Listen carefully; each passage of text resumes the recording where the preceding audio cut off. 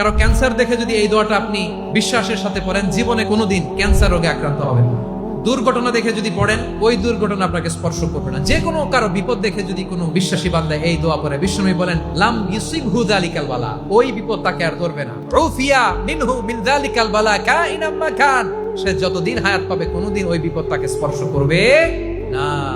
অনেক সময় আমরা দেখি হাসপাতালে ক্যান্সারের 3rd স্টেজে চলে গেছে, লোকটা হ্যাংলা হয়ে চিকন হয়ে হায়রে কি কষ্ট পায় দেখি না। বিষ্ণু বলে একটা দোয়া যদি কেউ অন্যের কোনো বিপদ দেখে পড়ে, ওই বিপদ তার জীবনে কখনো আসবে না। অনেক সময় হয় যে আমরা মহাসড়ক দিয়ে যখন চড়ি, দুর্ঘটনায় আইরে আল্লাহ, দুর্ঘটনায় মানুষের মাথা একদিকে দেহ আরেকদিকে, এরকম হয় না? আল্লাহ তুমি হেফাজত করো। বিশ্বনবী বলেন এই দুর্ঘটনা দেখে কেউ যদি এই দোয়াটা পড়ে, তার জীবনে সে কোনোদিন এরকম অ্যাক্সিডেন্টের সম্মুখীন হবে না। শুনবেন, বিশ্বনবী বলেন অন্যের বিপদ দেখে কেউ যদি পড়ে আলহামদুলিল্লাহিল্লাযী আফানি মিম্মা বাতালাকা বিহি ওয়া ফাদ্দালানি আলা কাসীরিম মিম্মান খালাকা তাফদীলা, মানে প্রশংসা সে আল্লাহর, যে আল্লাহ তাআলা তোমাকে যেই জিনিস দিয়ে পরীক্ষা করেছে আমাকে ওইটা থেকে বাঁচিয়ে দিয়েছে। তোমাকে আল্লাহ যেই বিপদে ফেলেছে আমাকে ওই বিপদ থেকে তিনি মুক্ত রেখেছে, আর তার অনেক সৃষ্টির উপর আমাকে তিনি প্রাধান্য দিয়েছে। সুবহানাল্লাহ পড়েন।